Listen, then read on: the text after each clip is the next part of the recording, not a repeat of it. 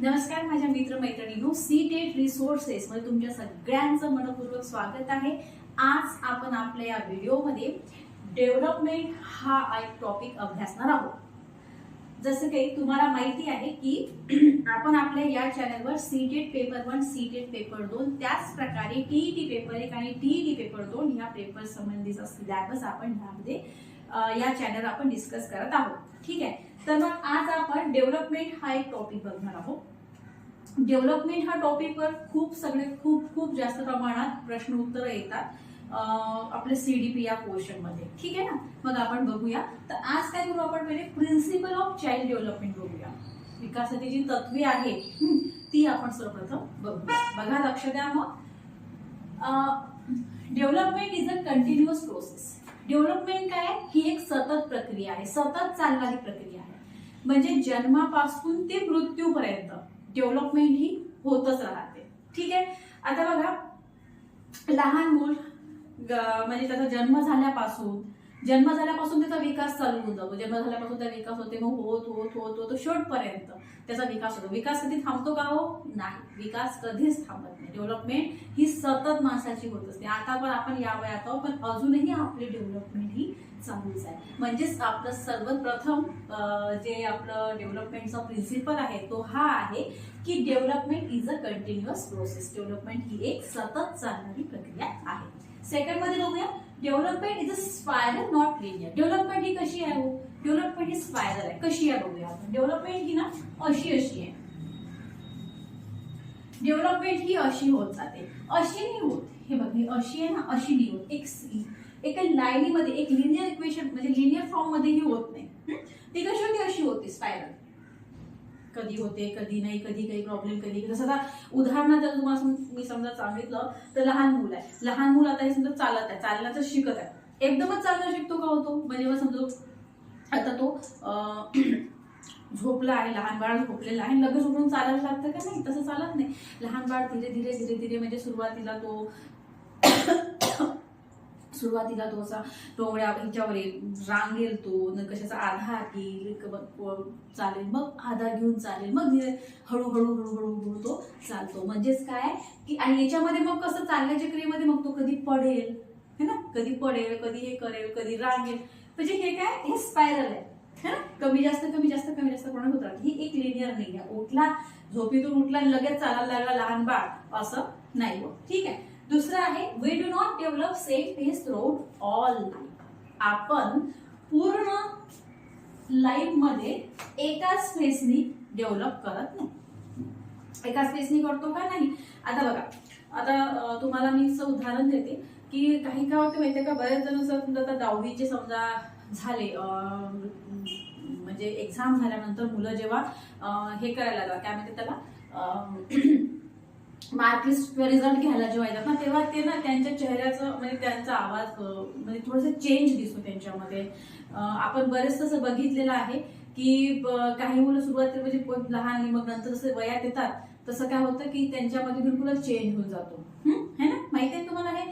तर हे कसं आहे, म्हणजे हा जो डेव्हलपमेंट आहे हा सेम फेस मध्ये म्हणजे आपण एकाच फेस मध्ये पूर्ण आयुष्यभर डेव्हलप होत नाही। आपल्या ह्या ज्या आहेत त्या हळूहळू वाढत राहतात। आपण हळूहळू आपल्या विकासाचं जे आहे ना ते हळूहळू बदलत जाते। आपला हळूहळू वेगवेगळ्या स्तरावर विकास होत जातो। आणि जो विकास आहे हा फक्त एकाच स्तरावर होत नाही। ठीक आहे, हा विकास आपला कॉग्निटिव्ह डेव्हलपमेंट सुद्धा होती, आपली फिजिकल होती, आपला इमोशनल डेव्हलपमेंट सुद्धा होती। मी पुन्हा सोबत तुम्हाला सांगते कसं आहे। तर त्यानंतर इंडिव्हिज्युअल डिफरन्सेस आहे। आता इंडिव्हिज्युअल डिफरन्सेस कसं आपण बघू, तर कसं माहितीये का बघा, एक लहान बाळ म्हणजे आपण म्हणू की एक व्यक्ती, एक विद्यार्थी किंवा एक व्यक्ती हा दुसऱ्या व्यक्तीसारखा राहत नाही। इंडिव्हिज्युअल डिफरन्सेस असतात। असं म्हणतात की एकाच आईच्या पोटी आलेले 2 मुलं सुद्धा सेम नसतात। ते जर जुळवा असले तर वेगळी गोष्ट आहे, जुळी मुले असली ती वेगळी गोष्ट आहे। पण त्या जुळी मुले असली तरी सुद्धा त्यांच्यामध्ये डिफरन्स असतो ना, बघितलंय ना तुम्ही, इंडिव्हिज्युअल डिफरन्सेस हे राहतातच। ठीक आहे, आणि प्रत्येक मुलगा ना काहीतरी युनिक, प्रत्येकच व्यक्ती प्रत्येकाजवळ काही ना काही कला असतातच, कुठला ना कुठला गुण त्याने आत्मसात केलेलाच असतो. कोणाला डान्सची आवड असते, कुणाला म्युझिकची आवड आहे, कुणाला शिकवायला आवडते, कुणाला स्वयंपाक करायला आवडतो. म्हणजे प्रत्येकाकडे काही ना काही क्वालिटी असते आणि अशा आणि प्रत्येकाच्या वेगवेगळ्या क्वालिटीनुसार त्यांचा विकास होत राहतो. म्हणून आपण ते लिहिलं की इंडिव्हिज्युअल डिफरन्सेस. आणि त्याच्यानंतर आहे development is not a reversal. Reverse होत नाही. रिव्हर्स होते का? नाही. कसं बघूया आता. म्हणजे जर समजा आता आपण परत मागलं वर्ष गेलं, आता 24 गेलं, रिव्हर्स होईल का? नाही होणार. रिव्हर्स परत येणार नाही. म्हणजेच काय आहे की डेव्हलपमेंट हे रिव्हर्सेबल इज नॉट रिव्हर्सेबल, हे रिव्हर्स होत नाही. ठीक आहे. Development process in a sequential and orderly manner. हा एक सिक्वेन्स नुसार चालतो, एक ऑर्डर नुसार चालते. पहिल्यांदा सतत उठलं आणि नंतर लगेच आपलं चालायला लागलं याच्यानुसार असं नाहीये. एक सिक्वेन्स नुसार याचा क्रम राहतो, एक ऑर्डर नुसार राहते. त्याच टप्प्यानं मुलांचा विकास होत राहतो. ठीक आहे. आणि लक्षात ठेवलं. प्रिन्सिपल ऑफ डेव्हलपमेंट मध्येच आणखी एक आहे, ते म्हणजे 3 डोमेन ऑफ डेव्हलपमेंट. डेव्हलपमेंटचे 3 डोमेन आहे. बघा ते कुठले कुठले आहे. बायोलॉजिकल एक डोमेन आहे, म्हणजे फिजिकल, कॉग्निटिव्ह आहे, इंटेलेक्च्युअल आणि सोशल इमोशनल. आता हे समजून घेऊया आपण. बघा हे जे 3 डोमेन आहे, म्हणजे तुमचं बायोलॉजिकल, ठीक आहे, त्याच्यानंतर तुमचा डोमेन आहे एक कॉग्निटिव्ह आणि तुमचा एक डोमेन आहे सोशल इमोशनल. ठीक आहे. हे 3 पण डोमेन एकमेकाशी इंटरकनेक्टेड आहे. हे तिन्ही डोमेन एकमेकाशी इंटरकनेक्टेड आहे. यांचा एकमेकाशी रिलेशन आहे. तिन्ही डोमेनचा एकमेकाशी रिलेशन इंटरकनेक्टेड आहे. कसं? उदाहरणाद्वारे मी समजून सांगते. लक्ष द्या. बघा आता कसं आहे माहिती आहे का. आता जर समजा एखादा बालक, एखादा मुलगा क्रिकेट खेळतो. एखादा मुलगा जर समजा क्रिकेट खेळत आहे, एखादा मुलगा क्रिकेट जर समजा खेळत आहे, तर आता क्रिकेट तो खेळत आहे. तर क्रिकेट खेळत आहे तर त्याचं फिजिकल, म्हणजे त्याचे जे घटक आहे, फिजिकल शारीरिक हालचाल त्याची होत आहे, फिजिकल फॅक्टर त्याचा येते त्याच्यामध्ये. कॉग्निटिव्ह डेव्हलपमेंट त्याची होत आहे. कॉग्निटिव्ह डेव्हलपमेंट कुठे आहे? कारण की क्रिकेट खेळताना त्याला त्याच्या म्हणजे त्या डोक्यात त्याला वापर करावा लागणार आहे ना. त्याला बघावं लागेल कसं काय करावं लागेल, काय नाही करावं, ऑब्झर्वेशन करावं लागेल, बारकाईने त्याला सगळं बघावं लागेल. आणि सोशल इमोशनल पण आहे. सोशल इमोशनल कसं की तो मग आता सगळ्यांसोबत ते क्रिकेट खेळत आहे. एकटा खेळतो का क्रिकेट? नाही खेळत. सगळ्यांसोबत तो क्रिकेट खेळत आहे. म्हणजेच हे जे तिन्ही डोमेन आहे हे एकमेकाशी इंटरकनेक्टेड. एक दुसरं उदाहरण देते मी तुम्हाला. जसं आता बघा की जर समजा आपला पेपर आहे, आपला पेपर आहे. मग आता पेपर आहे तर पेपरमध्ये मग आपण आता अभ्यास केला, हे केलं, बसलो, अभ्यास केलो, है ना. म्हणजे आपलं फिजिकल अपडेट्स त्याच्यामध्ये होता. त्याच्यानंतर कॉग्निटिव्ह आपण लक्षात ठेवलं. अभ्यास करणं म्हणजे लक्षात ठेवणं ना. आपण लक्षात ठेवलं, वाचलं, है ना, सगळं लक्षात ठेवलं. इथे आपला कॉग्निटिव्ह आला. पण मग आता सगळं आपण एवढं केलं, पण मग आपला पेपर गेला खराब. पेपर काही आपला चांगला गेला नाही, पेपर गेला आपला खराब. तर पेपर खराब गेल्यामुळे मग आता काय नाही, आता आपल्या सोशल इमोशनल मध्ये प्रॉब्लेम है ना. पेपर खराब झाला, आपण नापास झालो, आपण सीटेटचा खूप अभ्यास केला, आपण खूप मेहनत घेतली, पण आपण नापास झालो, मार्क्स कमी आले आपल्याला. तर मग इथे काय आहे, इथे आपण दुःखी म्हणतो. म्हणजे काय झालं? सोशल इमोशन है ना. इमोशन्स पण आपले आले त्याच्यामध्ये, है ना. म्हणजे अशा रीतीने बायोलॉजिकल, कॉग्निटिव्ह आणि सोशल इमोशनल हे तिन्ही डोमेन एकमेकांच्या इंटरकनेक्टेड आहे. प्रिन्सिपल ऑफ चाइल्ड डेव्हलपमेंट मध्ये एक अजून आहे जनरल टू स्पेसिफिक, म्हणजे सामान्यकडून विशेषकडे. आता हे कसं होईल? म्हणजे बघा एखादं समजा लहान मूल असेल ना, ते काय करते की एखादी समजा आपली वस्तू आहे, त्या वस्तूला आपण समजा हाताच्या सहाय्याने उचलू शकतो, आपण आपल्या बोटाच्या सहाय्याने उचलू शकतो समजा त्या वस्तूला. तर ते काय करतात, पूर्ण वस्तू ती हातात घेण्याचा प्रयत्न करतात. किंवा एखादी गोष्ट आहे त्याच्यावर बटन आहे, बटन समजा आपण एका हाताने असं लावून हे करू शकतो. पण लहान मुलं काय करतात माहितीये का, पूर्णच्या पूर्ण असं त्या बटनाला पूर्ण आपले बोट लावतात, म्हणजे ते लावण्याचा हे करतात. कारण की त्यांना ते कळत नाही हे असं होत असते म्हणून. पण मग काय होते, जसं त्यांचा डेव्हलपमेंट होतं, जसं त्यांचा विकास होतो, तर ते लक्ष देते की बाई आपल्याला हे वस्तू आपण एका बोटाच्या साहाय्याने सुद्धा बटन लावू शकतो. किंवा कुठली पण वस्तू, बटनच नाही, दुसरी कुठली पण वस्तू आपण बघू की काही त्यांचा समजा तुम्ही हातातच उचलून समजा ती वस्तू घेऊ शकत असाल, तर लहान मुलं काय करतात, ते पूर्ण असं उचलून घेण्याचा प्रयत्न करतात. कारण की त्यांना तेवढं समजत नाही आणि नंतर धीरे धीरे त्यांचा विकास होतो. त्याच्यानंतर बघा simple to complex. Simple to complex मध्ये काय म्हणजे सरळ से जटिल. मग याच्यामध्ये यांच्या कॉग्नेटिव्ह त्यांची जी डेव्हलपमेंट आहे याच्यामध्ये होत असते. कॉग्नेटिव्ह विकास यांच्यामध्ये होतो. म्हणजे जे काय होतं धीरे धीरे त्यांना सगळ्या गोष्टी हळूहळू ते सगळ्या गोष्टी त्यांना समजतात. याच्यामध्ये त्यांचा हळूहळू कॉग्नेटिव्ह डेव्हलपमेंट होते.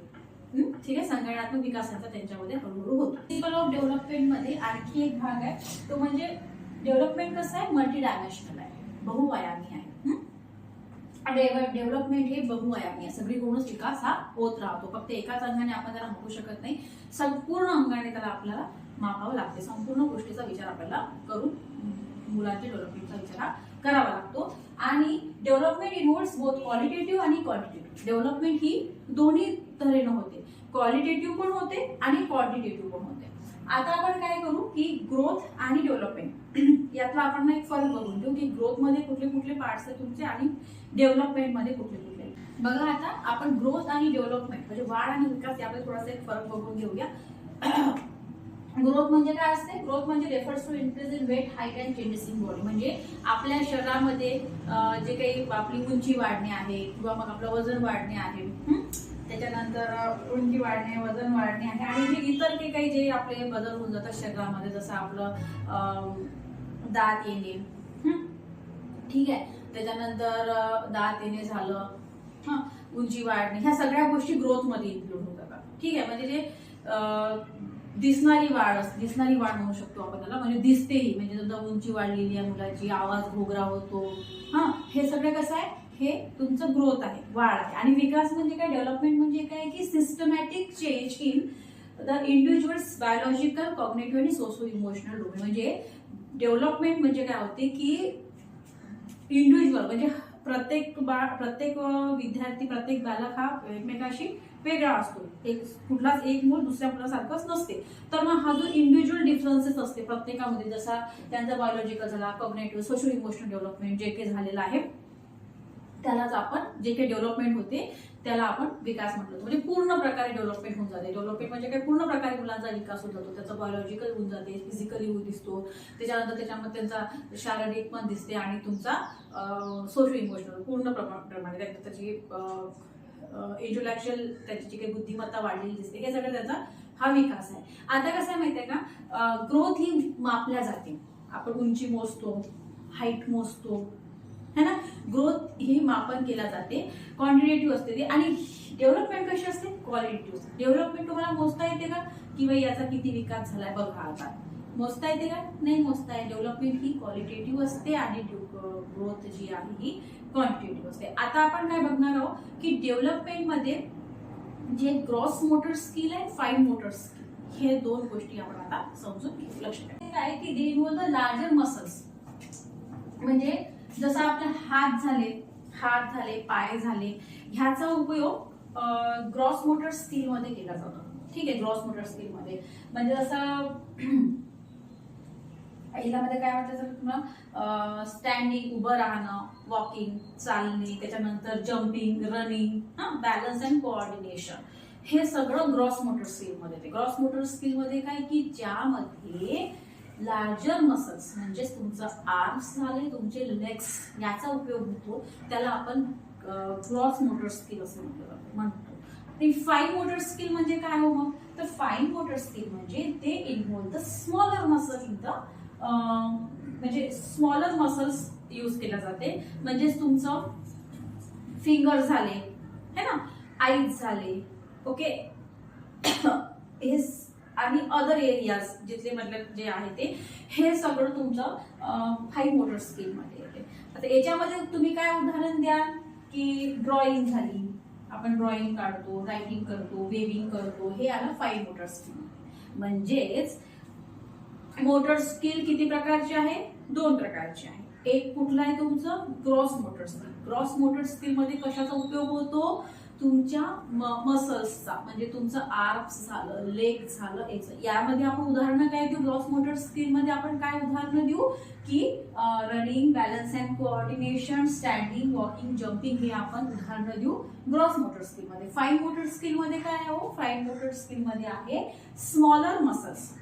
स्मॉलर मसल्स आहे. मग स्मॉलर मसल्स म्हणजे तुमचं काय येते की तुमचं आईज झालं, तुमचे फिंगर्स झाले, हे तुमचे स्मॉलर मसल्स मध्ये. मग यामध्ये उदाहरणं आपण काय देऊ, ड्रॉइंग, रायटिंग देऊ.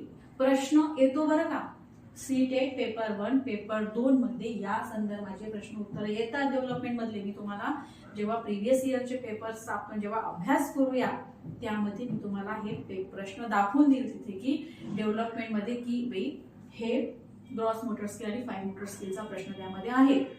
डायरेक्ट प्रश्न विचारला जात नाही. कन्सेप्ट सिच्युएशन बेस्ड प्रश्न असतात. सिच्युएशन तुम्हाला दिल्या जाते, त्यानंतर आपण त्याच्यामध्ये म्हणजे त्याच्यानंतर प्रश्न विचारले जाते. त्या ठराविक पद्धती सिच्युएशन मध्ये तुम्ही काय कराल, एक टीचर म्हणून हे सगळं अशा प्रकारचे प्रश्न उत्तर असते. ठीक आहे. मग या व्हिडिओमध्ये आपण काय बघितलं, प्रिन्सिपल ऑफ डेव्हलपमेंट. आपण डेव्हलपमेंटचे प्रिन्सिपल बघितले. त्यानंतर आपण 3 डोमेन बघितले. कुठले डोमेन बघितले आपण बघितले बायोलॉजिकल, सोशो इमोशनल आणि कॉग्निटिव्ह, हे 3 डेव्हलपमेंट डोमेन आपण बघितले. त्यानंतरच आपण अजून काय बघितलं की ग्रोथ आणि डेव्हलपमेंट यामध्ये आपण एक फरक बघितला. आणि त्याचबरोबर आपण ग्रॉस मोटर स्किल आणि फाईन मोटर स्किल याबद्दल आपण माहिती बघितली. ठीक आहे. मग मित्रमैत्रिणींनो, या व्हिडिओमध्ये आपण डेव्हलपमेंट विषयी माहिती बघितली. या पुढील व्हिडिओमध्ये आपण याच्यानंतरचा जो टॉपिक आहे तो आपला डिस्कस आपण करूया. ठीक आहे. मग थँक्यू. आपण इथेच थांबूया.